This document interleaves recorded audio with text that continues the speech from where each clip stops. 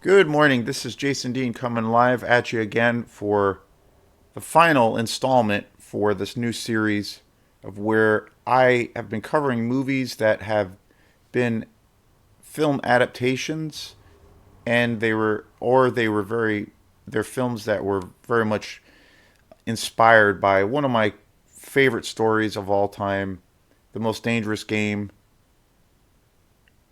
written in 1923 by Richard Connell. To me, it's one of the greatest horror stories. I've said too before in previous videos that this short story was, and still is, it's still something, I still read it every couple of years. I read it. It's a short story, so it's easy to get through, but it was really one of the integral things that introduced me to horror. I've said in previous videos where I remember I remember it step by step, or the exact situation and the first things that I was exposed to as a kid that got me into horror. And that was when I was in, I think it was like eighth grade. I was in middle school, and I had an English class, and we had to do our first kind of like book report. And the teacher had basically did a little bit of a background and talked about various literary figures of the time. And I remember and gave us choices of who we wanted to, of options for us to read, of, mentioning a few authors and bunch of their works that we could choose. And I remember when I came across Edgar Allan Poe, it was literally the first time as a little kid that I got exposed to horror. And I remember writing a book report and reading his work. And then after that, I became obsessed. And that was my introduction. And then shortly thereafter, probably within that same year, I discovered The Most Dangerous Game by Richard Connell, which came out in 1923. And that was another pivotal moment for me, for what it's worth, for introducing me to the genre of horror. The first horror film I ever saw as a kid was the original Friday the 13th. So those three things right there were the that was my like foundation, or that's what led me to become a huge fan of horror, where now it's always been a thing since I can remember, but even now it's still my favorite genre that I always gravitate towards. It's and I love all kinds of genres and different styles, and I'm always trying to check out different things. Especially I traditionally watch a lot of older films for the most part. The decades that I always gravitate towards are like the 70s and 80s. Like that's my jam. But I'm always, checking out new things.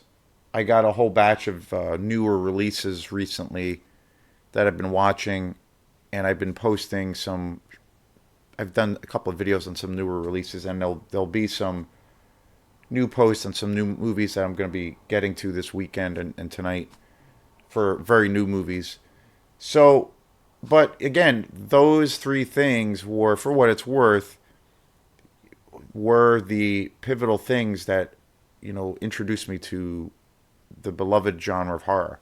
So, it's great. And the one thing that was super cool was I remember, well, when I discovered Edgar Allan Poe, probably my first story that I remember reading was The Mask of the Red Death. That's also my favorite film adaptation of his work, starring Vincent Price, directed by the great icon in exploitation, Roger Corman. I have that on Blu-ray, and that is one of my all-time favorite movies. It's definitely my favorite Vincent Price movie, and it's probably my favorite film by Roger Corman. And Roger Corman, his name was attached to so many names. Not only was he just such a huge figure in the exploitation world, acting as a producer, but he also had a huge legacy as a director. I mean, he directed so many great movies also. And, you're talking the span of decades and just so many movies. But The Mask of the Red Death is my favorite of his whole canon of work, and definitely my favorite film with Vincent Price, who, obviously one of the icons of the horror world. I just love that movie to death.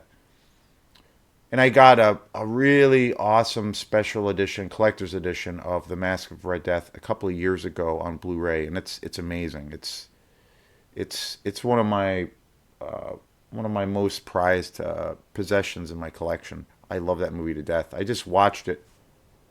I just watched it again a few weeks ago, and God, it's amazing how it holds up so well.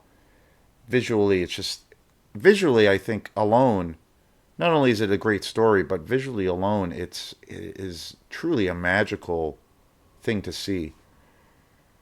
But the thing with Edgar Allan Poe,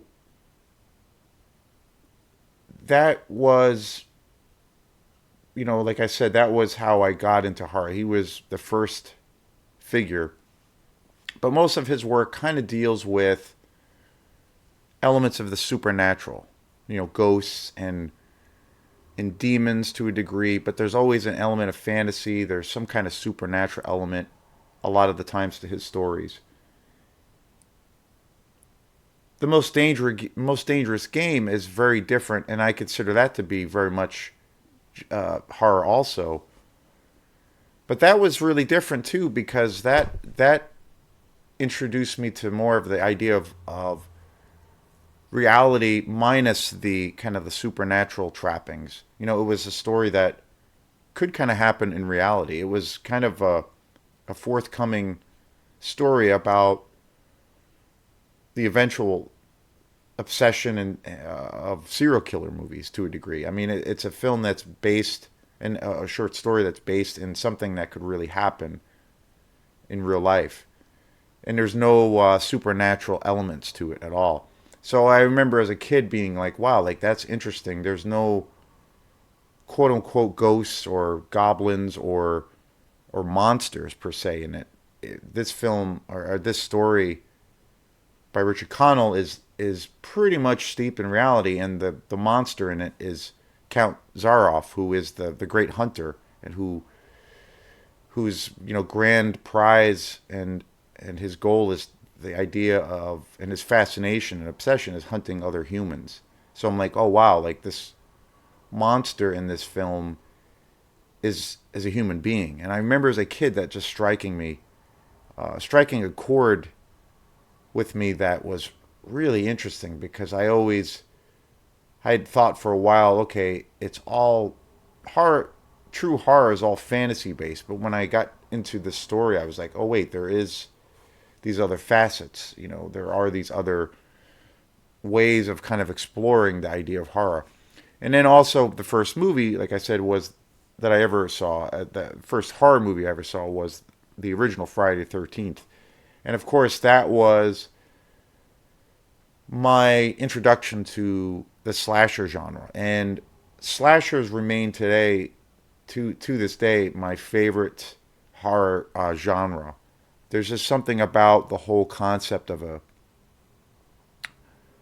figure in a mask with various ways of killing teenagers, in a in the various settings that a lot of slasher movies take place, in the dark woods, or in a really dark, sinister environment. That genre always, that was my introduction. So that to me, and even to this day, the horror exploitation or the slasher exploitation world is That's my favorite. That's my favorite genre. So those three things were the things that shaped my warped brain and made me into the film fanatic that I am. So this is the fourth show in this series, and unfortunately, the conclusion to this show, I was hoping I would go out with a bang, but actually, I mean, the show itself, I'm actually pretty proud of the series. I've done a lot of videos. I've done coverage of things that are considered to be franchises, and this is kind of a franchise, even though it's a different kind of angle. But I could lump it in with those other shows that way. And I was hoping this movie that or this rendition of the most dangerous game. I was hoping I had it was a first time watch. I was hoping it would be pretty good or decent, but it was well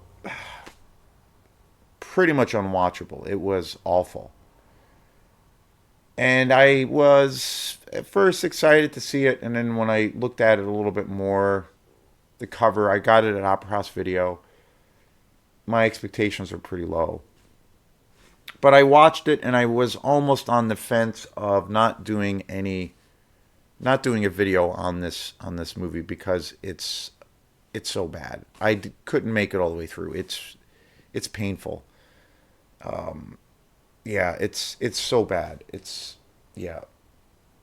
I just couldn't I almost couldn't bring myself to do this video, but I'm kind of a completionist sometimes about certain things. Like I like to, even though I'm kind of lazy, it takes me a lot of times to takes me a lot of time to get motivated to do certain things. But once I kind of get going, I'm kind of a completionist, and I kind of get obsessed with certain things, and I try to, and I end up getting this need that I need to follow through with things. So that's what pushed me into motivating myself to actually do this video, even though the movie itself is awful. So this will be the last video, and this film is actually titled The Most Dangerous Game. It's actually titled all named after the original short story. This came out in 2022, last year, and it was directed by Justin Lee, who I have no idea who that is, nor do I really care. But it's Jesus, where do I start? The one thing about this story and this version is it is very much so. It tries really hard to stick to the original story, Richard Connell. It pretty much is the same thing. It's obviously set in a modern time, but the premise of this story is the same. Where these folks get shipwrecked basically and try to survive, and they end up discovering this island, and the setup and all of those things are pretty much taken exactly from the short story, which I thought was kind of interesting. But that's kind of where it that's kind of the only thing about it that makes it kind of interesting. Um, yeah.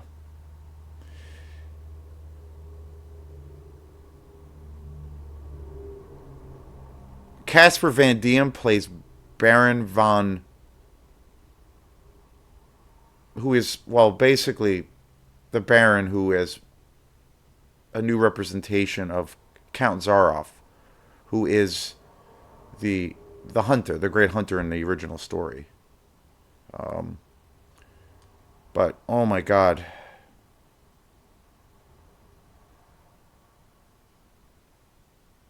Judd Nelson is also in this, which is so strange, so incredibly strange. It's so weird to see him in this film. From and he's a lot older, and I don't know, he hasn't aged very well. It's hard to watch him. To think that he was the young dude in the Breakfast Club. Oh, it's really hard to watch him. I don't. Bruce Dern is in it, which I thought was a really big surprise. He's an amazing actor, but he's only in it for like 2 minutes. And Casper Van Dien is pretty much the central character. Alyssa Douglas. But the thing about this film is that the dialogue is so awful. Like, it's unbelievable. It's painful. And it makes me think of, the idea, or, I know if you like something, or you don't like something, or, people's tastes, all those kinds of things. It's all, it's about it's an individual thing. It's all about your personal tastes and what kind of fires you up or interests you or turns you off or turns you on, all those kinds of things. And it's pretty subjective, but the interesting thing is like I did a show on surviving the game, which is another, basically a version of this of the most dangerous game. And at face value, that movie is kind of a piece of shit. But it's got something about it, and obviously it's tied to a nostalgic thing because that was a movie like it came out in the early '90s. I was a big Ice T fan growing up, and I loved huge Rutger Hauer fan. I still regard Rutger Hauer as one of my favorite actors in action movies in general. So it had a tie to that, and I always loved Gary Busey, but and the cast in Surviving the Game is pretty awesome. Actually, it's actually really good. But it's got some actually like world class actors. But at face value, the movie is pretty awful. But there's something about it aside. I mean, obviously the nostalgic thing, but there's something about it that I think because it's so bad at times, it like actually works and it's actually propels the story and it kind of like it's like this weird thing where it counterbalances itself between it being terrible and actually kind of good. And because there's like a balance of that, it seems to actually make the film watchable and enjoyable for what for what it is, and that's it. And it kind of serves its purpose, and it actually has some good writing in the film, like particularly around Gary Busey's character. There's a few dialogue scenes of where before the kind of the plot is revealed as to what's going on and what their motivations are. These group of hunters. There's a couple of scenes of where they're having this like big feast, and there's one scene in particular with Gary Busey where he's talking with Ice T, who is not aware of what's going on or what's coming his way. And there's a scene with Gary Busey that's actually really great, and he's talking about his like, you know, this totally disturbing, messed up thing that happened to him as a kid. And that scene is actually really good. Like it's really, the rest of the dialogue is like pretty typical. It's super stereotypical. It's very generic, but it's entertaining and it's like kind of hilarious and it's cheesy, but it's kind of fun. But that one particular scene in that movie is actually really good. Like the writing is really good. It's actually pretty intense. It adds a lot of drama to to the movie, and I feel like that scene is so good that when you get to it, even you get up to that point, you're kind of like maybe you're on the fence, and you're like, I don't know if I can watch this whole all the way through. But there's something about that particular scene that is so strong that I find happens to me a lot. Even now, after I own the movie and I've seen it a bunch of times, that I notice myself paying attention to that scene and it draws me in, and I'm like suddenly really in that scene and I'm really interested and because of the intensity around it. So it has that thing of where suddenly it like pulls you in and it's exciting.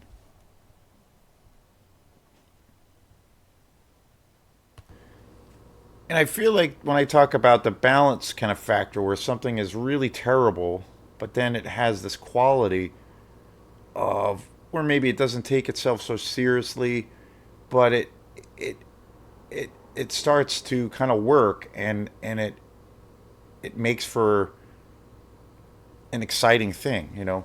I think a lot too with, you know, why I think I love the world of exploitation so much, because that movie is like really steeped in that perspective. At least I think. You know, like a couple of months ago, and again, this is all subjective. You know, like what makes a movie good. You know, that's subjective, and what you like and what you don't like. And you know, it always comes back to one of my favorite quotes by Larry Flint, the creator of Hustler magazine. You know, opinions are like assholes. We all have one. So, you know, which I think is just awesome. And you know, I wouldn't want to live in a world where everybody shared the same opinion, but you know, a couple of months ago, I did a show. I did my first interview on I was a guest on a podcast, Matthew Littlefield's podcast, and we were doing a show. We talked about music stuff, but we mainly talked about movies, and we talked about this whole thing that I'm doing with Film Fanatic, and we focused pretty much on talking about exploitation movies. And I remember him asking me, you know, like what is it about those films that you really love, essentially. And I said to him that like there's a certain quality around those films of where, you know, you have those there's certain traits or characteristics around those films where they're typically super low budget, no, like minuscule budgets in comparison to anything else outside of that. You have actors that, well, sometimes I'm surprised too. There every now and then I've come across a movie where, you know, there's sometimes really well known actors in the exploitation world. A lot of actors that went on to become like Hollywood stars, you know, had a stint of where they were in exploitation movies for a while. They started off, and then their career catapulted to where they were doing bigger Hollywood movies. And then also, which is probably more true, but a lot of the times it's the reverse. There were a lot of actors that were very popular at one point, but then their careers kind of fell by the wayside. So then they started doing these low budget films. You know, I think of there's like some great examples of that, like Pam Grier, for instance, she got her start in the exploitation world, the black exploitation world, and she went on to become a pretty big star. But that's where she's known. You know, she's known as like an icon in that world. Robert Forster, another great actor. Both of these actors their careers were catapulted. Robert Forster and Pam Grier by Quentin Tarantino and Jackie Brown. He basically introduced them as actors to all these new generations of people. But Robert Forster is a perfect example where he did a lot of, you know, I think one of the greatest character actors ever. He started out as an actor in a lot of these exploitation roles, and then went on to become a pretty big star at one point and did bigger Hollywood films. And then examples of people where it was the reverse,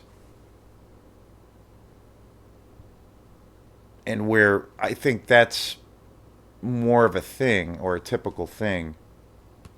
An example of the opposite, which I was just saying a second ago, is probably more typical, is Chuck Connors in you know, who was the star in my favorite horror exploitation movie of all time, the Tourist Trap. He Chuck Connors, when he was younger, he really was a big time actor. He was in Gunsmoke, the series, and he was in a whole bunch of westerns, and he was known to be a really big actor at one point. But then his career, kind of went to the trash, and then he started doing all of these like grindhouse exploitation movies. And I love his early work and the early like kind of Hollywood based kind of TV shows with Gunsmoke and the other westerns. But I love when for me, my favorite role that he ever did was Tourist Trap, which is like this ultra, you know, low budget kind of crappy movie, but it's just amazing. So but so like when I was on the podcast, I said, well, like so typically you have a very low budget, like Matt was asking me, what are those things about the exploitation world that you love so much? And I said, well, typically, the budgets for a lot of those films or all of those films is incredibly low. A lot of the times, the majority, most of the times, the actors in the film have very little experience typically, and in some instances, the actors in some of those films have had no experience. One director who took that to the extreme is Herschel Gordon Lewis, who would just basically pull people off the streets and use them as actors. So, and then also, when it comes to like say practical effects, particularly in the horror exploitation world, slasher exploitation world, where you're seeing just pure imagination, and where they had such an incredible amount of such an incredible amount of limitations. So they really had to use their imaginations on how to build these sets, or these practical. You include practical effects, so everything is in camera. So that's another typical thing. And the other aspect of it is, because of the low budget nature, they they weren't these directors for a lot of these exploitation films were not allowed. They didn't have the great they time wasn't on their side. They couldn't do numerous takes for a lot of their when they were shooting a film. They were really limited. They had to go for it and get things done. Sometimes one or two takes at the most, because they had no budget, so they couldn't prolong the shoot. Um, and there's always and the biggest the one of the biggest comparisons that I made it to was when I watch a exploitation movie. A lot of times it's like, for me, it's like putting on a punk rock record. It's just really raw, and they're just going for it. They're just going for it. To me, that's like at least in my head, like the perfect analogy. But there's the rawness around those films. They're really raw. They're just going for it because of the limitations. And I think too, the other thing is you know they're taking themselves really seriously in the work that they're doing, but then they're also not. Like, they're able to. It's got this aspect of fun to it. And the a lot of the times with exploitation movies, they explore a lot of taboos where you know some of them really go take a deep dive in violence, and especially gore. And also, a lot of those directors came from the pornography world. So you had the influence of a lot of sex sex films and sex exploitation films. So you have all of those qualities, and it's like guerrilla. It's a guerrilla style filmmaking. So it just has this grit and it has this edge, even though it's like utterly ridiculous and silly. It just has this edge and this. For me, it's like a pure form of escapism, and that's how I kind of described it to Matt, as far as you know what draws me to those films. And essentially, in a nutshell, I described it as like it's like putting on a punk rock record. You're getting this energy. It's in your face, and then you're done. It's just and it's just they're just going for it. And there's a balance. There's a balance of like how I was saying on how surviving the game. There's this aspect of it where it's really terrible, but it's got some really interesting things about it. And and it's kind of fun, and there's like a counterbalance. But the thing with this new version of about this, the topic of this last show, there isn't any of. I feel like there aren't any of those qualities to it. There's no redeeming quality to it. It just goes so south, and it's really bad. I couldn't make it all the way through. Like the dialogue is so utterly bad, and you can tell that they're trying to make this film like pretty serious. But the thing that's really off-putting about this movie, like the minute that I put the movie in, and this came out last year, is that it feels like you're watching like a Lifetime TV network original TV show. It's like the production value is so bad, and it feels like a TV movie, and I think it probably was. I don't know what the story is with this movie, but it doesn't have any redeeming quality to it. It's not very fun, and I feel like they really tried to make it serious. It's super low budget, ultra low budget, but it doesn't save it doesn't bring anything good to the film, and the dialogue is cringeworthy. The acting is terrible. And the other thing is to see some of these great actors in this movie, and they're just it's painful to see them on the big screen. And yeah, and so as far as like newer or more modern adaptations of that film, of the short story, the most dangerous game, surviving the game is way better, I think, because it does have a little bit of a balance of those things, and so yeah, I definitely say stay away from watching this movie. I only made it. It's about an hour and 35 or 40 minutes. I only made it into about 45 minutes of the film, and it was too painful. I couldn't watch it, so I don't recommend seeing it. I wouldn't even recommend, for anybody out there streaming or whatever you kids do these days. Don't even waste your time.